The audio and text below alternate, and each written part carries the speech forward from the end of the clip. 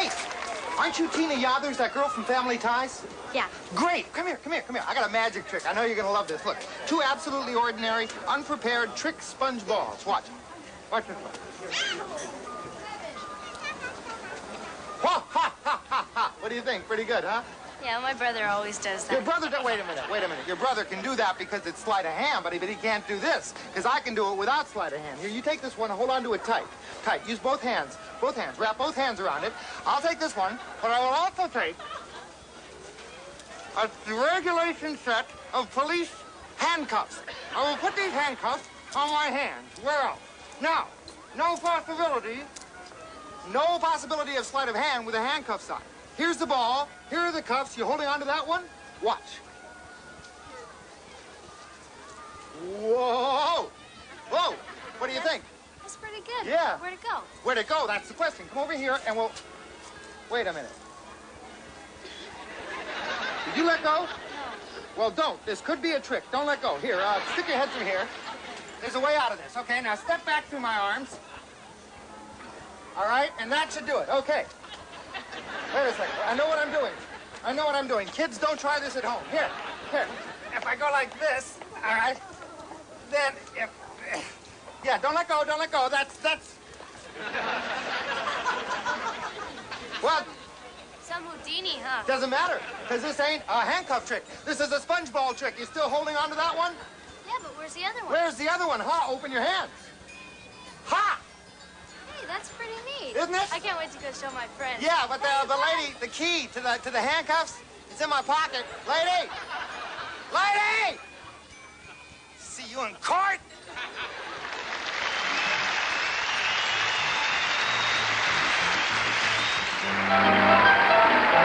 From the Golden Horseshoe, here's Marky Post. And now, ladies and gentlemen, the Golden Horseshoe presents the Merry Machinations, the prodigious pranksterism, the flim-flam-flahooey.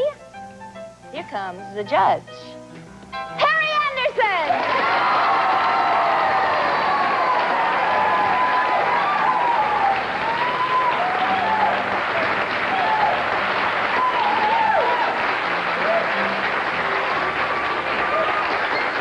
Here's one you can do at home. Fun with science and our friend, static electricity. Try it at home. Find a balloon. Fill it with air. Rub it in a head full of hair. You, sir, could invite a friend, perhaps, to help with this. Rub the balloon, charging it with immense amounts of static electricity. Throw in a gag if you like. And then find a wall. Or a really big carved proscenium arch if you have one. And witness the wonder of static electricity.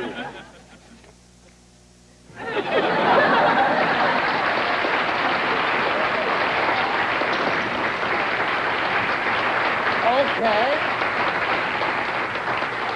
It wasn't that good, but it didn't take that long. Oh, you like cards, do you? Here's a card, boy. Here's a card. You don't play solitaire in a phone booth with this one, boy.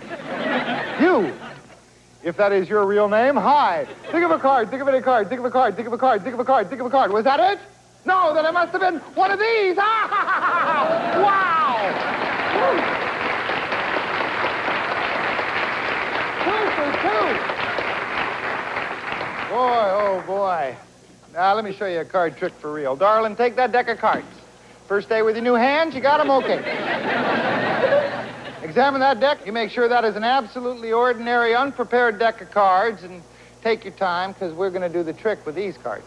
Because I don't know any tricks with absolutely ordinary, unprepared cards. You know, first card trick I ever saw was shown to me by my grandpa back when I was just a little bitty smudge of a thing.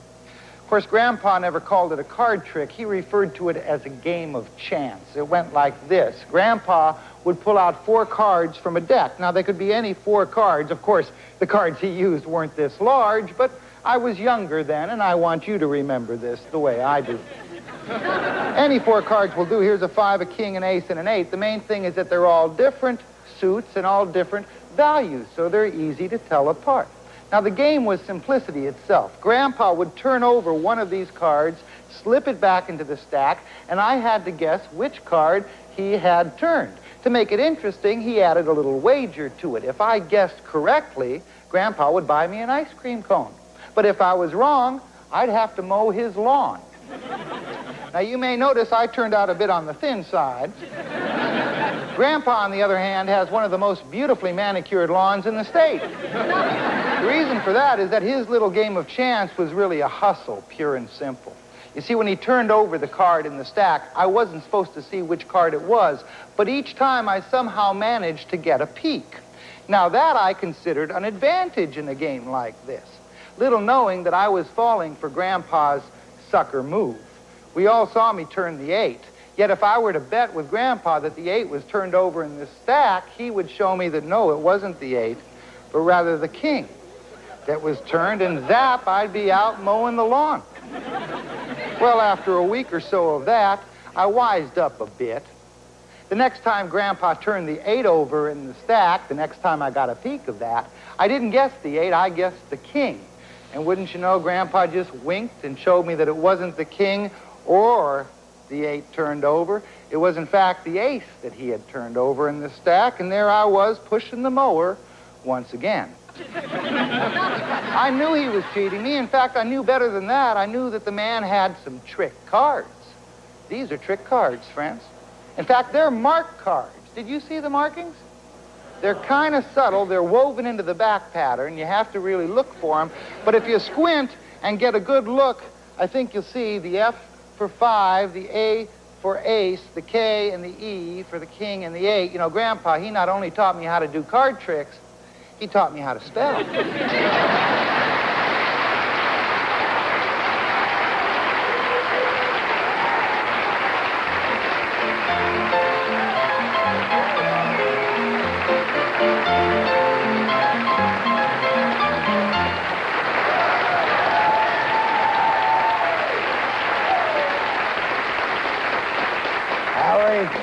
You were just great. Oh, thank you very much, George. You know, I know a card trick. No. Leipzig showed it to me. Nate Leipzig? Nate He Leipzig. was the greatest card man who ever lived. Really? Yes. Could you show me the trick? Sure, you got a deck of cards? Oh, sure.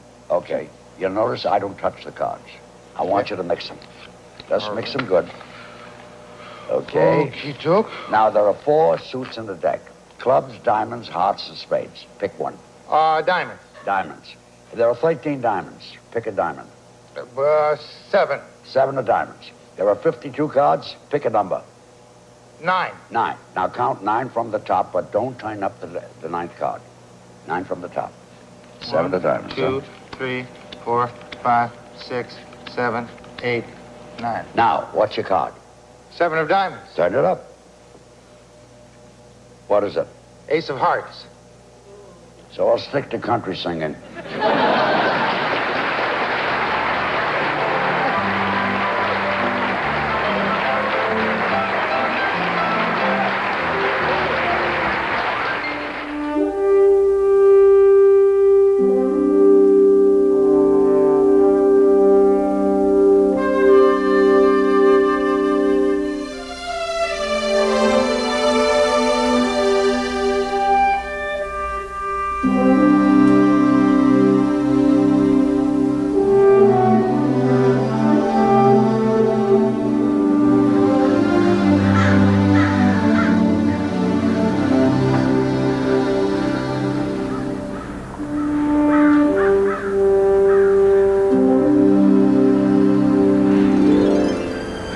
Hi. Welcome to Disneyland, USA. Today we're booked for a very special trip. This train usually goes around the park, but today it's going someplace else. Back through time. We're going to relive the greatest moments in Disneyland's history. And we get to ride here in the parlor car. This is exciting. I've been coming here for years, but I've never gotten to do this. Sounds like they're ready to go. Come on.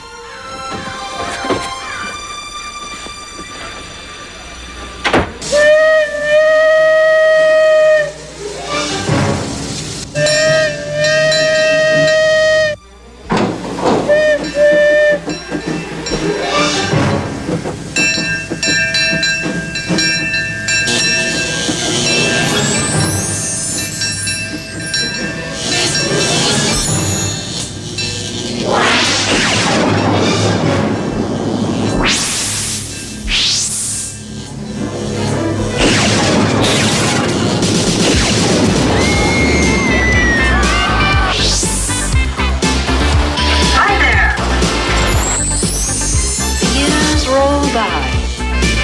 Yes.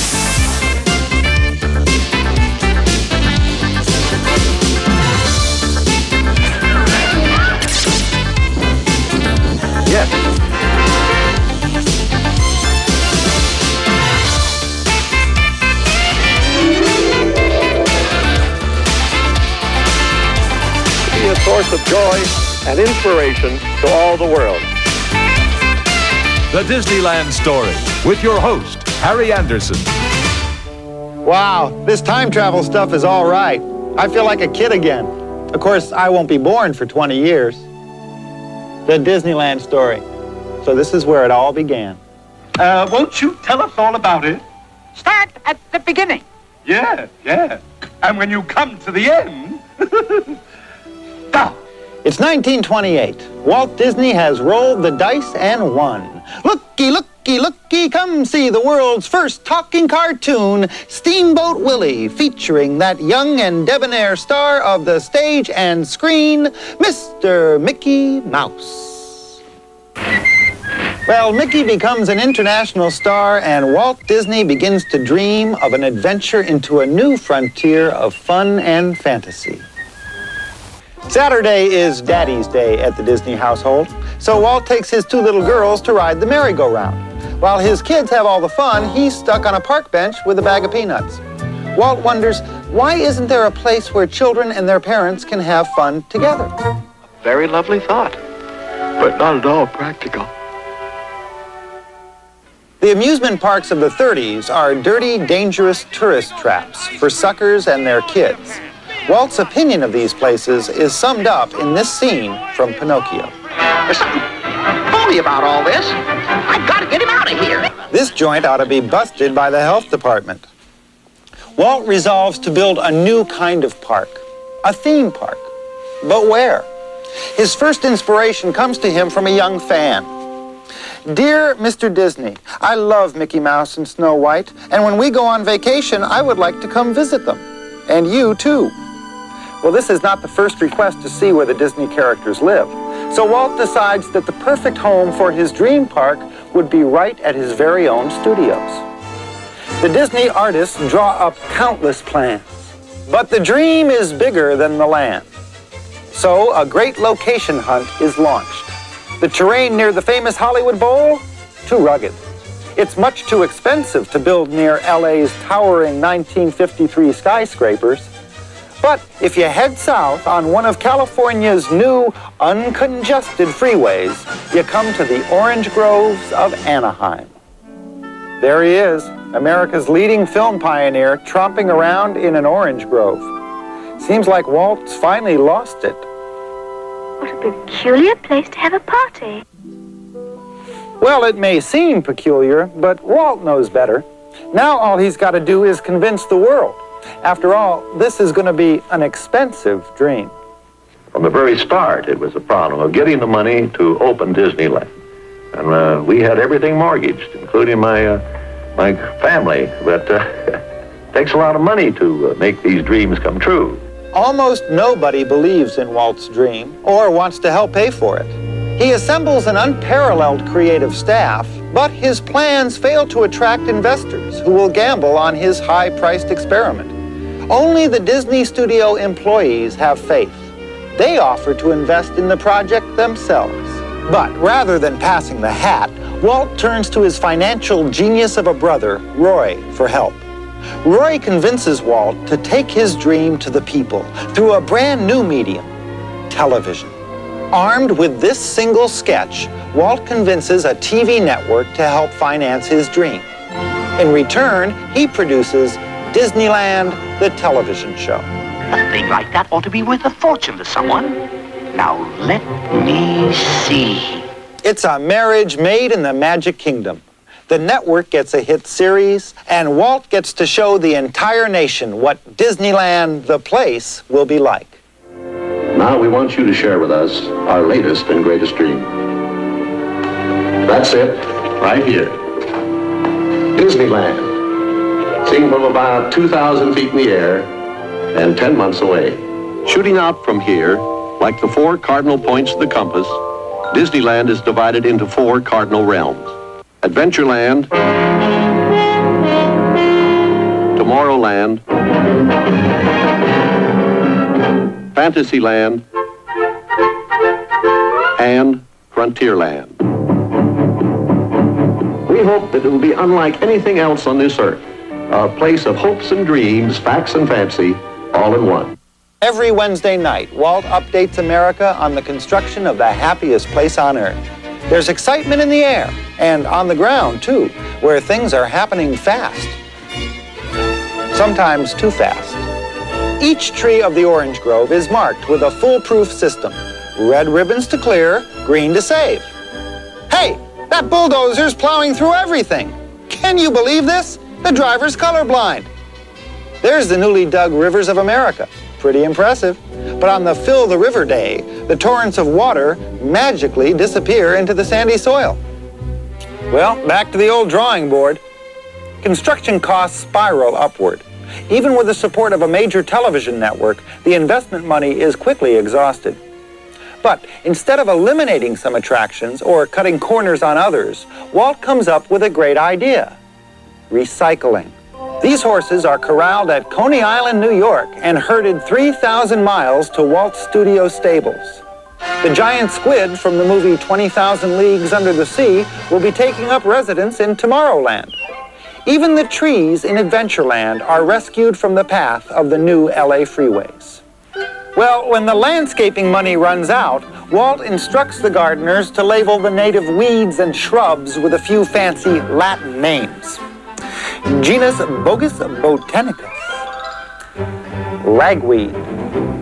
Construction becomes a race with the clock. If this park isn't ready for the summer crowds and vacationing families, it's going to mean almost certain financial ruin. Okay, coffee break's over, guys. Let's see a little hustle. Come on over, baby, a whole lot of shaking going on. Look alive, you slobs! Come on over, baby, baby, you can't go wrong. Who can do it? Honey, I ain't faking, I got a whole lot of shaking going on. Let's go one time now. You know the penalty if you fail.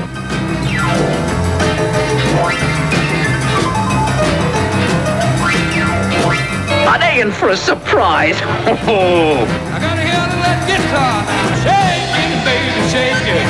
Shake it, baby, shake it. Come on now, shake it. Don't you let it break, but you gotta shake, oh baby, shake it. Come on over, oh, shake it. Come on. I just love happy endings.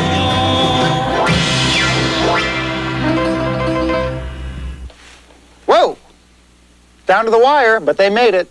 On July 17th, 1955, 1 year after groundbreaking, Disneyland is ready for its televised grand opening, and the whole world is watching. It's the biggest live event in television history. Bringing us all the color in glorious black and white are three of the greatest television personalities of the day: Bob Cummings, Ronald Reagan, and Art Linkletter. That's not Art Linkletter. That's Mickey Mouse, the inimitable little character that started this whole story with Walt Disney 25 years ago. Perhaps the most popular motion picture star in Hollywood. Well, I feel like Santa Claus with a $17 million bundle of gift packages all wrapped in whimsy and sent your way over television with the help of 29 cameras. Let's take a look around. There's the City Hall, Main Street, USA, and every one of those buildings is 5/8 real size. Ronnie Reagan will take it away for the dedication ceremonies to Disneyland. All activity on Main Street has ceased. And now, Walt Disney will step forward to read the dedication of Disneyland.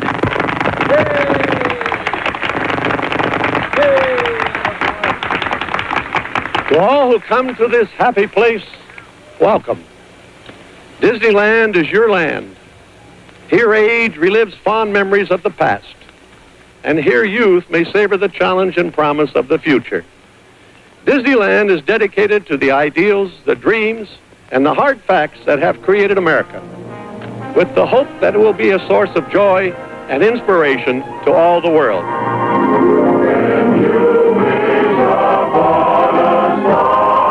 Makes a difference.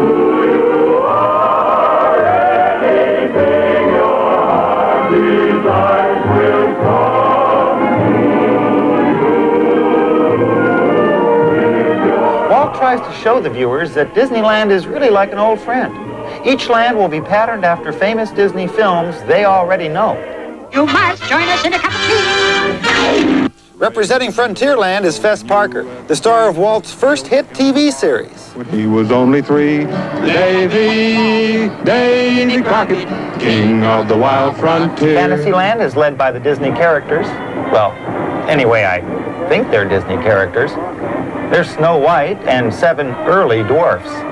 And here's Tomorrowland's very own spaceman. Let's check out the proceedings in the rest of the park, starting with our exotic tour guide, Bob Cummings. And we are now at the beginning of a true life adventure into a still unconquered and untamed region of our own world. A Tahitian village where you can experience a slice of life as it exists in the paradise of the Pacific. And an African trading post, the spearhead ahead of civilization in those primitive lands. Now we're all loaded up, I believe. Thank you, Captain. You can take her off. We're ready for a ride down the tropical waterways of the world. And that volley signals the arrival of a wagon train with the first visitors to travel through the gates of time and into our very historic past. And now, inside Frontierland to Art Linkletter. It's my pleasure to introduce the lovely lady and famous star whom Mr. Disney has asked to christen the Mark Twain. Ladies and gentlemen, Miss Irene Dunn. Hello, Irene. How are you? It's listing. It's listing a little because it'll be shoving off in a moment. Hey, somebody on the port side ought to try a salad for lunch. The Mark Twain was the first paddle wheeler built in the United States in 50 years. Walt loved it so much that he mortgaged his own home to help pay for its construction. Well, now, Miss Dunn, you're holding a very special bottle here in your arms. Yes, I am, Walt. Did she say Walt? This bottle contains waters from all the leading rivers in America. Brought here from all these towns by the great rivers. That's right. So with these precious waters, I'm going to christen this boat the Mark Twain. And there the boat is christened, and it starts on its daily trips up and down the rivers of the world, of America, that is.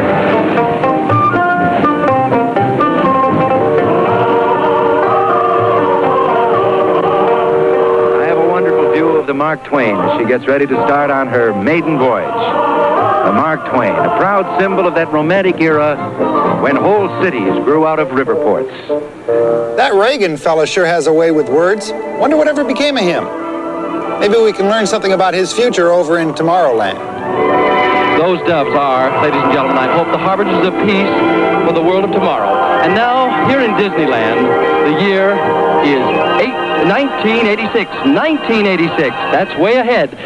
Yes, this is Tomorrowland. And it's not a stylized dream of the future, but a scientifically planned projection of future techniques by leading space experts and scientists. 1986, huh? Well, they were pretty close. Anyway, that rocket was boss. It'll be handy for negotiating those 1986 LA freeways. Now we're in Autopia, about a mile of superhighway adventure. And look who's riding in the various cars. Frank Sinatra. Hello, Franco. Who's driving? Frankie My Jr.? son, yes. Don't hit this man. Oh. Sammy Davis. Look who hit who. Sammy Davis Jr. Hello, Sammy. Well, Disneyland's debut broadcast is right on track. For live television shot with 29 cameras, things are coming off without a hitch. So far. Right now, Bob Cummings is at the, where is he? And I see Art Linkletter right now. Art Linkletter is looking for a microphone. He looks all confused. There's been something gone wrong here for just an instant. I'd like to read these few words of dedication. A vista into a world of wondrous ideas, signifying man's achievements. I thought I got a signal. Don't sweat it, Walt. We love you anyway, big guy. The bloopers on TV are just the tip of the iceberg. Wise guys print up counterfeit tickets, which bring in more people than the park can handle. A plumber strike causes a shortage of drinking fountains. The ladies' high heels sink in the hot asphalt streets, and they have to walk right out of their shoes. To the Disney inner circle, opening day becomes known as Black Sunday. Oh, the shame of it.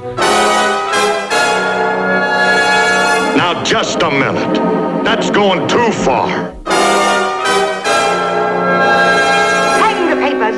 It'll be forgotten tomorrow. Nice try, Cruella. But the fuming reporters aren't the only problem. Even the animals are revolting. The pack mules picnic on the little kids' hats, and the donkeys sit down on the job. Steam whistles stampede the stage ponies. Frontierland's Wild West is a little too wild. And to top it off, a record heat wave drives attendance down to a trickle. Many people doubt that Walt's Dreamland will survive childhood at all. I have an excellent idea. Let's change the subject.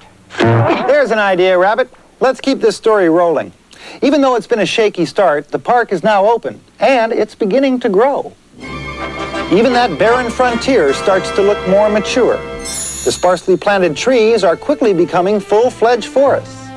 The lonely Mark Twain is joined by keelboats, rafts, and canoes, and by the proud Columbia, the first three-masted windjammer built in the U.S. in 100 years. Walt's biggest goal in the first 12 months is to catch up with growing public demand by more than doubling the number of attractions. So, Walt sends his designers back to the drawing boards again. They come up with the first daily operating monorail in the Western Hemisphere, the 8th largest submarine fleet in the world, and towering above it all, Disneyland's first thrill ride, Matterhorn Mountain. Boy, I'll never forget the first time I rode the Matterhorn. Next time I'll save the hot dog till after the ride. On hand for the opening celebration is Vice President Richard Nixon.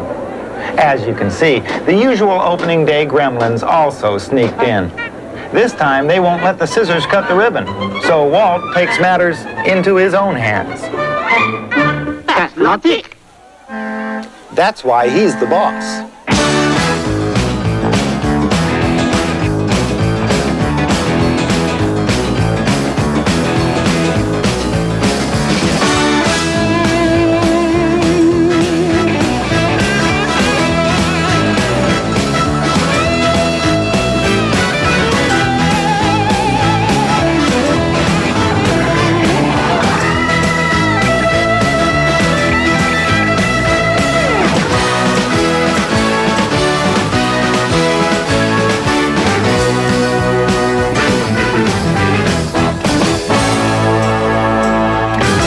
The 50s are rocking to a close and the whole world is catching on to Disneyland. Hey, there's India's Prime Minister Nehru. Nice jacket. There's my pal, the King of Nepal, and President Eisenhower. Ike likes it. But one eager would-be visitor throws a tantrum when he can't come to Disneyland. We work according to what the State Department wants to do. When they come in, they have guests. If Khrushchev was a guest of the government, and our chief of police, he just was a little worried. But we were ready for him. The press was ready. We had different shots, places where we'd take pictures with Khrushchev, and I had one that was my favorite, where we'd lined up in front of my 8 submarines. You see, and I thought that'd be nice. I've been pointing to Mr. Khrushchev and saying, well, now, Mr. Khrushchev, here's my Disneyland submarine fleet. But it's the race for space that kicks off the 60s. And the Disney Imagineers used the new space technologies to launch a new era of electronic pixie dust. Let's all sing like the birds sing. Ba-ba-boo, ba-ba-boo, ba-ba-boo. Look, Kitty, look. It's amazing. A live puppet without strings. Just as we had to learn to make our animated cartoons talk, we had to find a way to make these characters talk too. Now, to accomplish this, we created a new type of animation. So new that we had to invent a new name for it. Audio animatronics? Right, audio animatronics. Audio for sound. See, and electronically animated by sound. That's what he's trying to say. Thank you, that was all I was trying to say. Excuse me, Walt. It's okay. After the success of the talking tiki birds, everyone wants to invest in Walt's new technology. And he's only too happy to oblige. These new toys are expensive. So Walt enlists corporate sponsors to fund construction of 4 entirely new shows for the 64-65 World's Fair in New York. You might be wondering how an animation studio like ours got into the World's Fair business. And frankly, I've often wondered about that myself. But we've been preparing for this international exposition for many years without realizing it. Little did we know, when we dreamed up Mickey and Donald here, that someday they would be the ancestors of the mammoth animated characters we've created for this fair, such as this Tyrannosaurus Rex here. The building of Disneyland gave us a new art and a new type of artist. One that works with a slide rule and a blowtorch instead of pencil and brush. These fellows are building a Tyrannosaurus Rex, weighing over 20,000 pounds. He'll be the heavy in our show Magic Skyway, a drama of prehistoric days.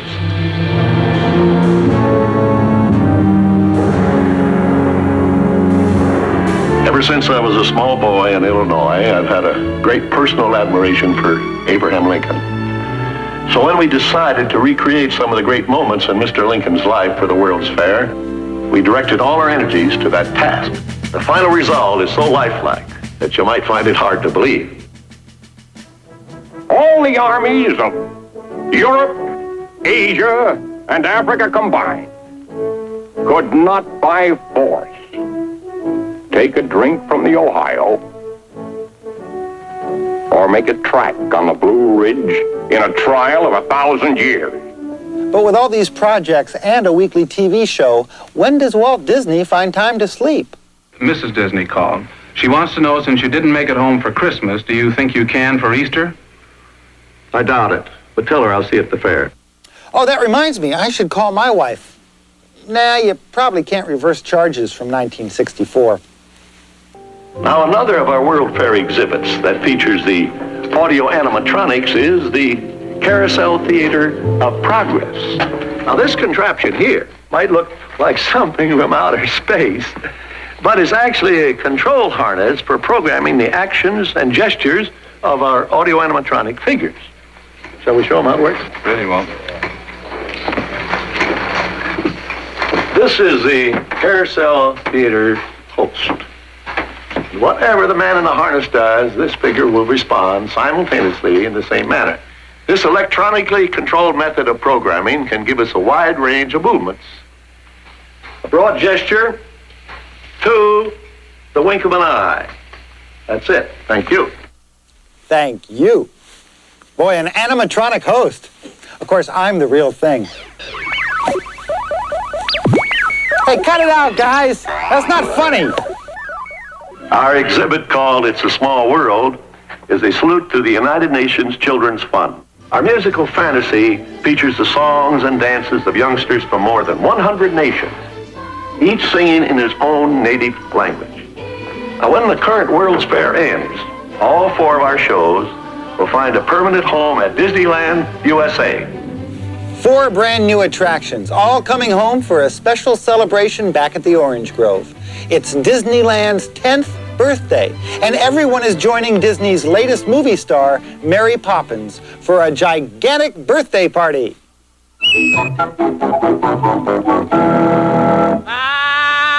Very merry at birthday to me, to me. Oh, you? A very merry at birthday to you. Who, me? Yes, you. Oh, me? Let's all congratulate us with another cup of tea. A very merry birthday to you.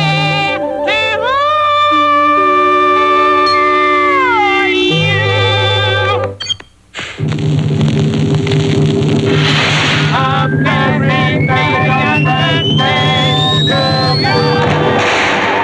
The 10th celebration and the 4 New York shows are a major hit, and the biggest expansion in the park's history is underway.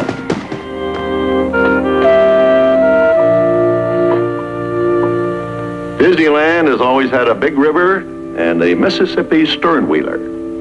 It seemed appropriate to create a new attraction at the bend of the river. And so Disneyland's New Orleans Square came into being. New Orleans Square is Walt's biggest hit yet, and Disney's TV audience can hardly wait for the arrival of the scurvy pirates of the Caribbean. Har, har, cut off me leg and call me Peggy. Har, har, har. Thanks again to television. By the time the Pirates of the Caribbean opens, everyone in America will already know these rascally characters.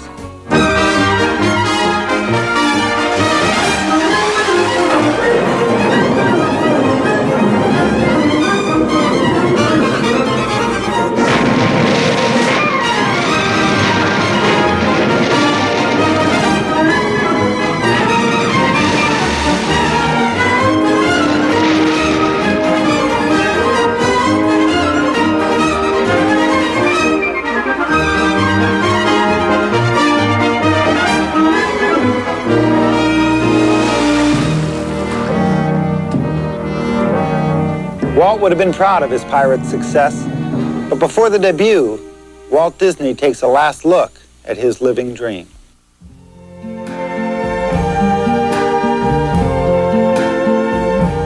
I see trees of green, red roses too. I see them bloom for me and you. And I think to myself, what a wonderful world.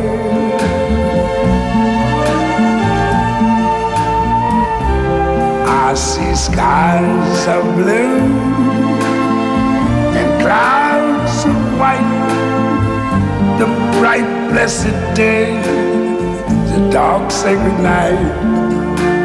And I think to myself, what a wonderful world.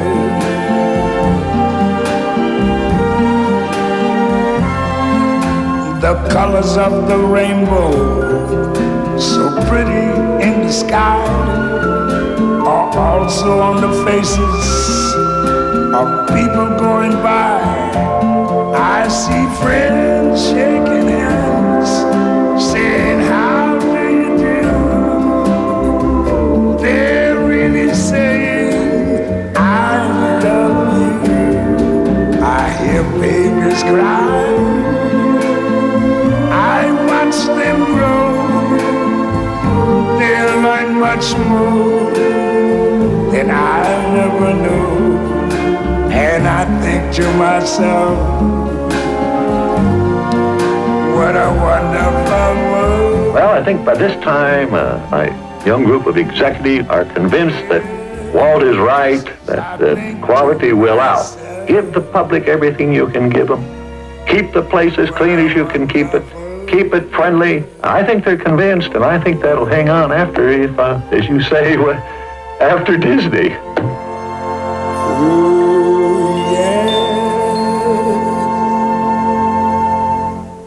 On December 15th, 1966, the world says goodbye to its greatest dreamer. Newscaster Eric Sevareid puts into words what so many Americans feel in their hearts. Walt Disney was an original. Not just an American original, but an original, period. What Disney seemed to know was that while there is very little grown-up in every child, there is a lot of child in every grown-up. We will never see his like again. Walt's brother Roy takes the helm. Roy Disney, long the business genius behind the park, continues work on Disneyland's next attraction, the Haunted Mansion. Ooh, I bet it's going to be spooky. But should the mansion be scary or funny? To spook or not to spook? That becomes the first controversy of the after-Disney era. Imagineers on one side say people love to be frightened. They say the old place is haunted or bewitched or some such fiddle-faddle. Fiddle-faddle and rot, sir. But not the little kids, counters the opposition.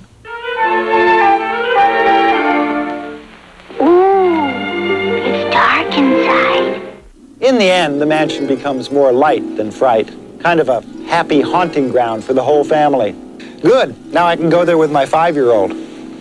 Otherwise, she'd have to go alone. As the moon climbs high o'er the dead oak tree, creepy creeps with eerie eyes. Grim grinning ghosts come out to socialize. Is he gone? You know, they say Disneyland's ghosts aren't all in the Haunted Mansion. After all the visitors have gone home, other kinds of gremlins come out of hiding and set about their mysterious tasks. And all this work goes on after midnight.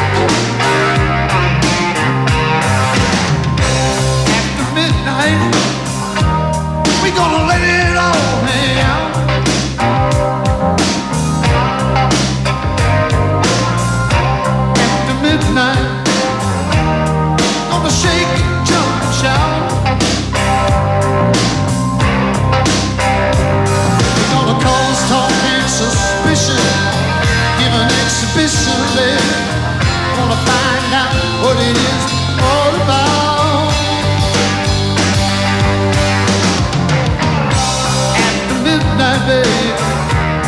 Gonna let it all hang out.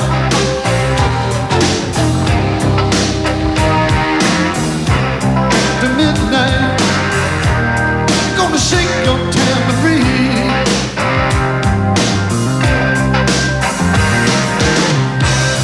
The midnight, babe. Some of my feet just a cream.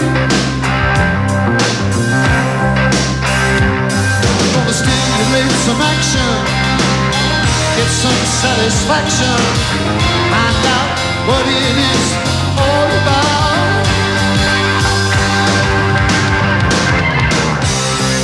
Midnight, babe, gonna let it all hang out. Why, the whole place is clean. There's dirty work afoot.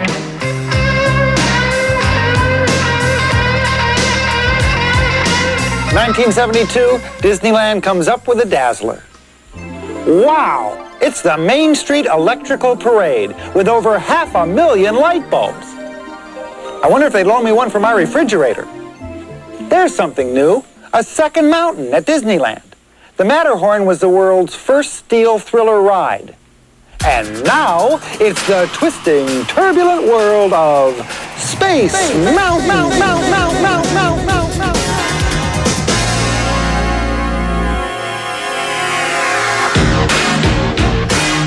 Uh-oh, trouble in paradise. It seems Space Mountain's success in Tomorrowland has made a few of the residents of Frontierland a wee bit jealous.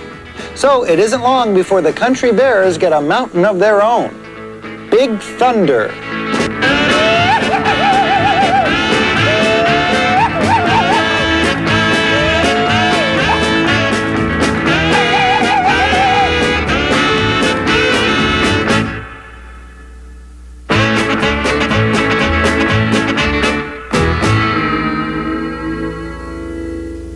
$1984. Attendance is up, but Disney stock is down.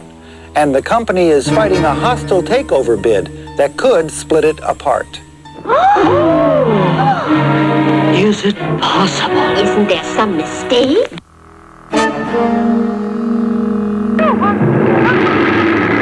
I'm Mickey Mouse. You know, Mickey Mouse? I hope you've heard of me. I hope.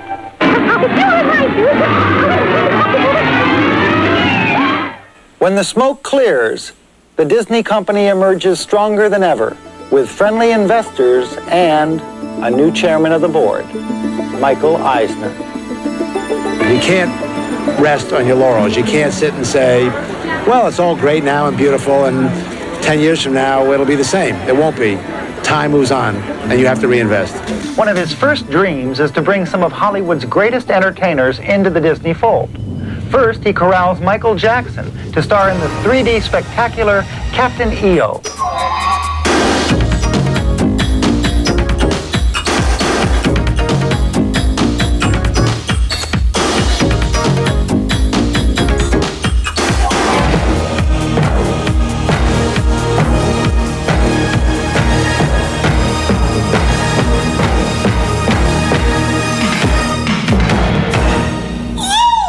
Wow! How'd he do that? Following in Walt's footsteps, Eisner models park attractions on hit movies. Again, he combines the state-of-the-art technology of the Disney Imagineers with Star Wars creator George Lucas, and presto, Star Tours is launched.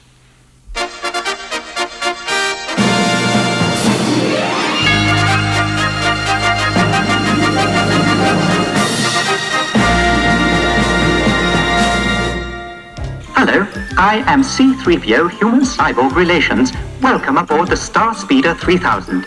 Galactic regulations require that all carry-on items be safely stowed beneath your seats. Oh, and flash photography and smoking are absolutely prohibited while on board. Thank you. The clockwork precision with which the park's rides are run is a Disneyland tradition. But along comes Star Tours, and it's a whole new deal.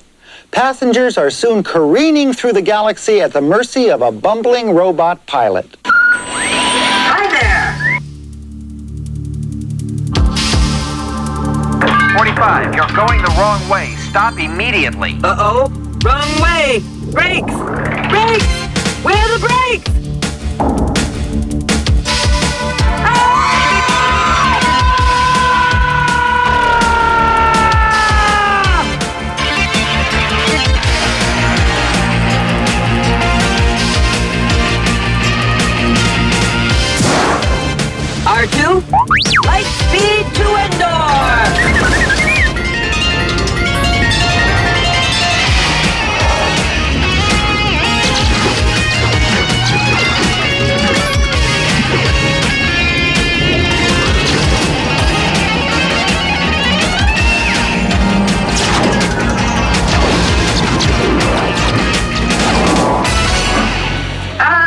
do that. A little shortcut.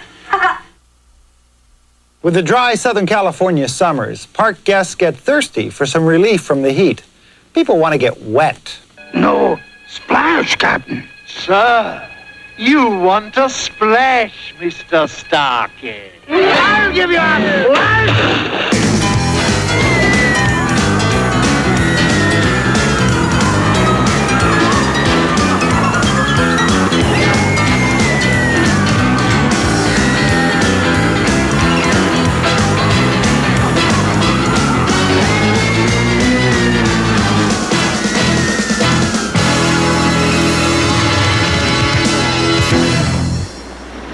As you can see, I'd much prefer to be at Disneyland on Splash Mountain than anywhere else. Nevertheless, we're in the serious business of presenting entertainment, and I think I got my inspiration, as it were, from Walt Disney. I think it was on the 10th anniversary, where he said, "We're just beginning." I couldn't believe, watching television, that Walt Disney said 10 years later, "We're just beginning." And here I am, 35 years later, feeling exactly the same way. We are just beginning, and Disneyland is really an evolutionary entertainment force and our pilot. And I'm proud to say that after 35 years, I'm part of an organization that is just beginning.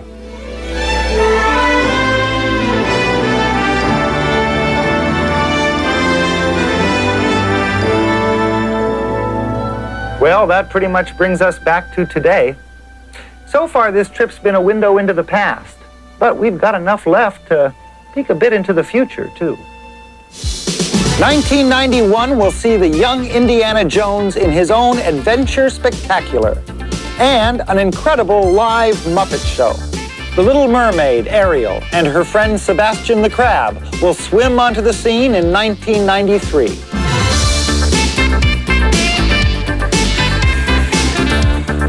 One year later, George Lucas returns to Disneyland with Alien Encounter. 1996, Dick Tracy's Crime Stoppers, combining state-of-the-art technology with a classic story from the past. Further ahead, Baby Herman's runaway buggy ride through a whole new area in the park, Hollywoodland, where park guests will appear in classic films of yesterday and television of tomorrow.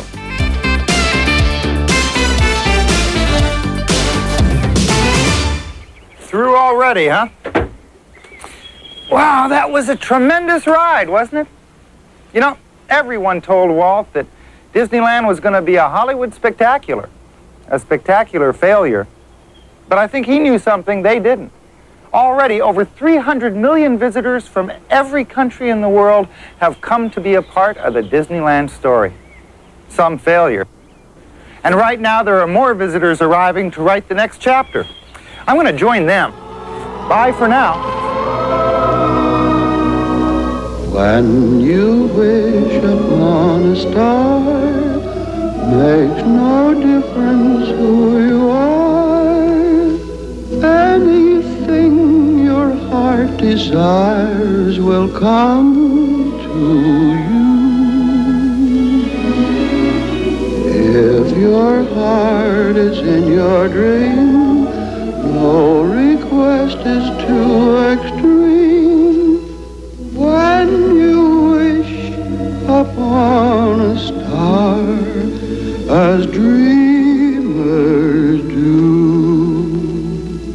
Fate is kind, she brings to those who long the sweet fulfillment of their secret love.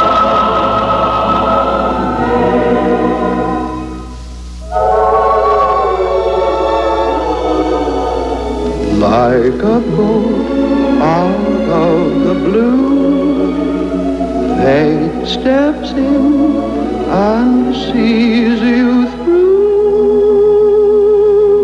When you wish upon a star, your dream